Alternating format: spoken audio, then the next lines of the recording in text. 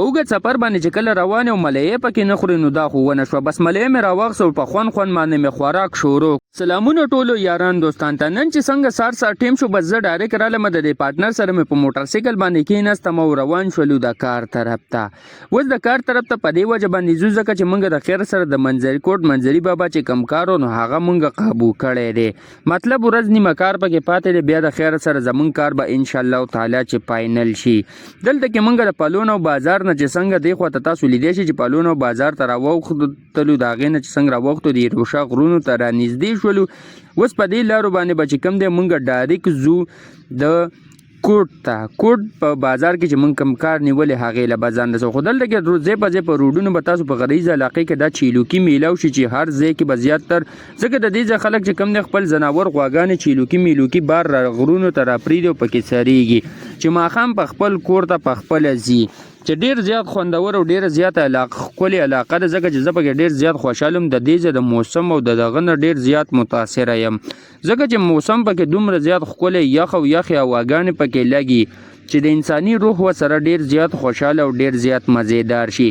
خو دلته موږ ته همیشه لپاره په لاره کې د نور کله په شانته کې موټر سایکل پنچر شو. همیشه لپاره چې موږ په اوږد سفر باندې ځو موږ ته خامخا په موټر سایکل کې سلانجه راځي ځکه چې زموږ موټر سایکل کې سلګ ډېر د ټیرونو مسله ده چې کمزوري دی. انشاءالله دا به ورته بدلو. خو زه دلته کې پنچري راورسېدو دلته په دې کټ کې ورته سم لاستمه ما ویل زه به ورته دلته کې لږ دمه شم او تاسو په دې موټر سایکل کې کار وکړئ. هغه مخامخ چې کوم دی تاسو لیدی شئ پنچري پکې لګیا دی موټر سایکل له ټیر را کولاوخي تر دې چې زه له خواله رالم ما ویل چې زه وګورم یاره چې څه چل دی پکې نو بس هغه ټیر ور پیټ کړی پنچر یې پکې لګولی و او هوا یې پکې ډکوله.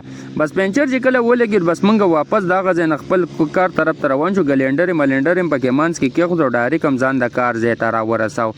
بس دلته کې متخم مزیدار خپل ډوکي مډوکي راخکل دمه شومه. بس دلته کې مې د بل ملګري ته وکتل نو هغه خپل تارونه مارونه غځول ځکه چې هغه د دې نه پس د ګلینډر کار شروع کړ. په دې ګلۍ کې چې د کله د ګلینډر کاجونه ماجونه شروع کړل نو تاسو لیدی شئ چې د دې د غاړې کمې پاتې د ماشین یې نه راخلي نو هغه موږ بیا په ګلینډر باندې کوو. تر دې چې زه دې خوا ته را روان شم چې دا نور ماشینانو باندې نظر واچم چې ولاړ دي که نه. خو بس دلته کې یو ماشین ولاړو بل مخامخ په هغه کامره کې ولاړو نو دا ماشین مې دلته کې سیټ را سیټ کو. ما ویل چې زه ایسته دلته کې کار شروع کړم او هغه بل به راځي. بس تر دې چې موږ د خیر سره ډېر زیات کار وکړو د غرمې د روټۍ ټیم شو. بس ځای مې هم راینځلی و هغه برګر مې په روټۍ پسې ولېږو. زه ورته دلته کې لږ ساعت سم لاستمه مال چې زه دمه شم. کاسې ماسې مې راوړو تر دې چې هغه سالن یې راوړي چې د چرګ سالن و د لوبیا او روټۍ ورسره راوړه ښه مزېدار او یخ بوتل. د روټۍ خوراک نه پاس چې کوم دی موږ ډایرکټ رالو کار هم شروع کړی. بل ملګري مې تاسو لیدی شئ خو په دې کوټ کې چې په دې ماربلو کوم ډیزاینونه کړي نو ډېر زیات لاجوابه دي. بس دننه کار هم فاینل کو بار ته راووتو. بل ملګری مې لګیا و زه ورته دې سیټ ته ناست وم مال چې لږ دمه شم خپل ماشین مې په دې ځای کې ودرولی و.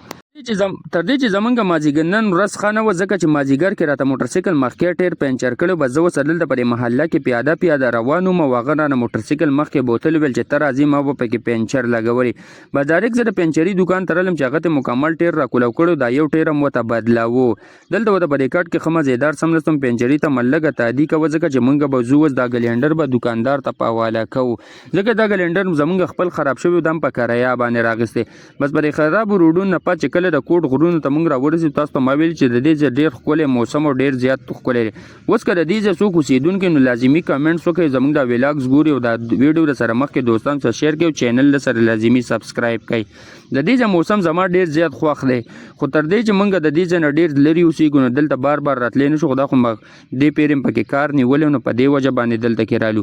تر دې چې موږ د یروشا غرونو ته واپسۍ کې رانږدې شولو د دې ځای نه پس دې ملګري ته ما وویل چې یاره که ته ځې نو مخامخا د سره خو دلته زما ملایي تړه وشو. مخامخ چې کوم د ملیانو ول روانو ما ورته ویل یاره یو ښکلی شان ملیی را نو هغه دا ډونټ ملیی راک چې په 120 روپۍ راکړو. ډېر زیات مزېدار او ډېر په خوند مې خوړو. د ریکارډینګ پټینګ کې هم زما په خوله کې ورته اوبه راللې و یوازې زه نه خورم هغه بل ملګري مې هم خوراک شروع کړی دی ځکه چې هغه کله ملیی ختم کړو د هغه ځای نه پس موږ ډایرکټ را روان شو د شیرګل طرف ته ځکه چې دلته کې اوس موږ نومان بۍ ته خو د شیرګل د ښکلی ځای چې کوم دی ډېر دا پول ډېر زیات مزېدار ښکاري. نومان بۍ ته به ګلینډر په حواله کوو د هغې نه پس به موږ خپل کور ته دلته نو نومان بۍ دوکان ته راورسو هغه هم ګلینډر سره ورکړو او کرایهګانې مرایهګانې هم ورکړو واپس د خپل کور طرف ته را روان شولو.